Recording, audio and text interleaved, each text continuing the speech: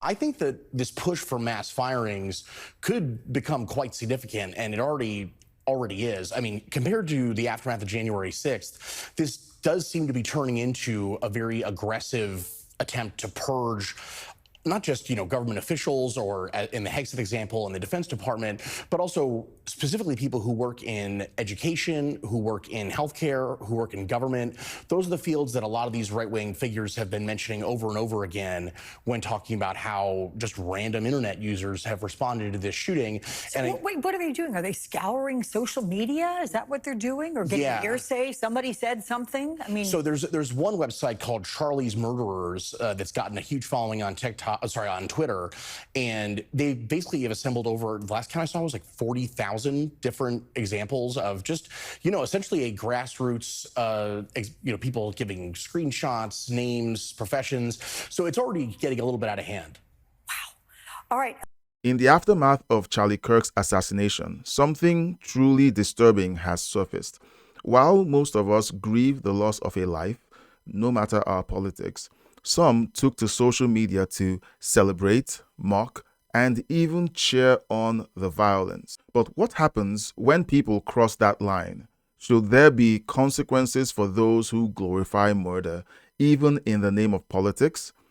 In this video, I'm breaking down the 3 crucial reasons why holding these people accountable isn't just necessary, it's vital for America, our culture, and our faith.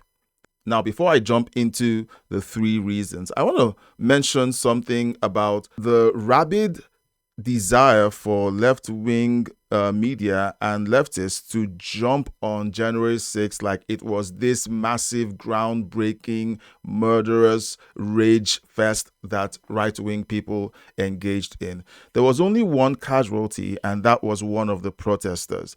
Mainstream media has continued to push the fact that that a policeman died, but that wasn't true. That was someone who went home and had a heart attack. And then they continue to push it and push it and push it because they know that most people don't go back to do their own research. So I just wanted to get that out of the way because I'm sure that it sits like an earworm, just drilling in and in and in, because everyone is meant to pay attention to the fact that right-wing people did the January 6th. Therefore, murdering Charlie Kirk is okay. So I just wanted to say that off the cuff.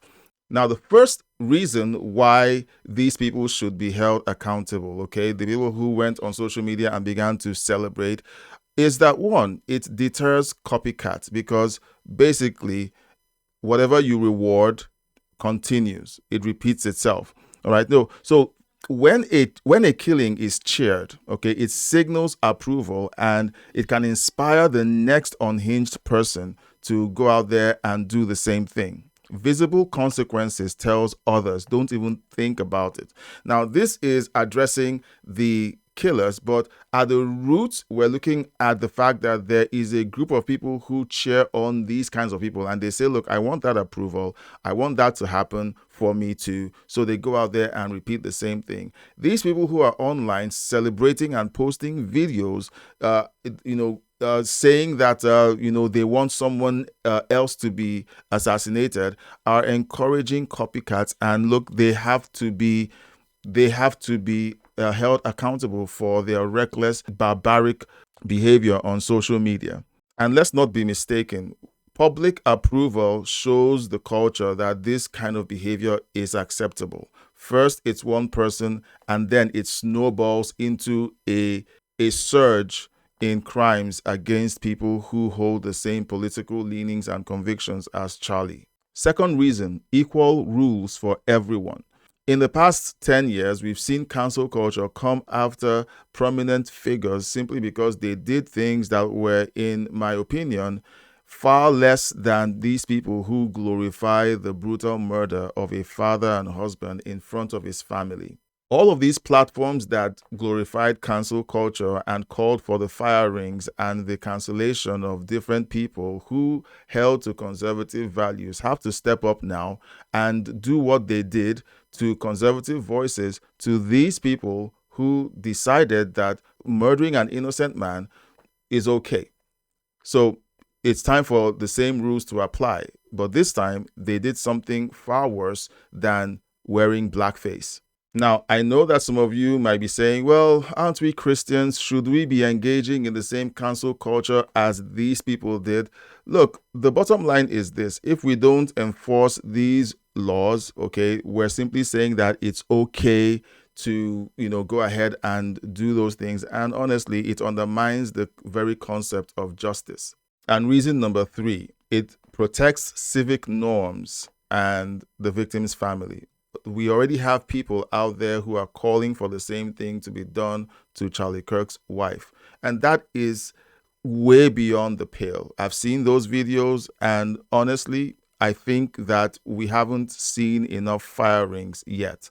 Now, what MSNBC is trying to do is claim that there is a political purge happening in specific institutions like healthcare, education, the military, and so on. But if you have a doctor who cheers on the murder of an innocent father and husband, what kind of healthcare do you think that doctor engages in?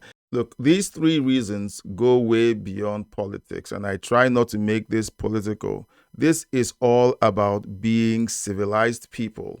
And Western civilization has always told the line of Christian values. And when we see the open celebration of people, when somebody who hasn't hurt them in any way, but simply disagreed with them on certain values and lifestyles, and their response is to have him killed, it shows that there has been a far departure from Western civilization by these people. They don't agree with the way of life that has built up civilization to the point that we see it today, and we're enjoying the benefits of it. They want to take us back several thousand years to the caves of Europe, where people would offer human sacrifice and kill anyone who disagreed with the clan chief. Now, if we want a civilization where debate is welcome and ideas can be shared, we have to draw a line at celebrating violence, no matter who the target is. It could be someone you disagree with, someone you think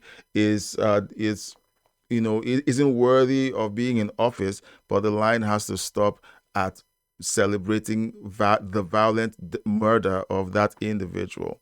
Now, which of these 3 reasons do you think is more important? Let me know in the comment section below. And if you've watched this video all the way up to this point, you're a super fan. I would like to invite you to please subscribe, like, and share this video. And if you can, please consider sending us a super thank. It is a feature on YouTube that lets you support us financially by leaving a comment, but using a financial payment while you do so. And I also want to invite you, if you feel like you want to connect with me closer, there is a way to do that. I have a membership on my YouTube channel, and I would like to invite you to join the membership, where we can connect closer, have group calls, and have conversations, and where I can create special videos that are only meant for the members. And I really want to connect with you at that level. So please consider that, and I would love to see you in the membership. Thank you so much for watching up to this point, and I'll see you on the next one. Until next time, God bless you.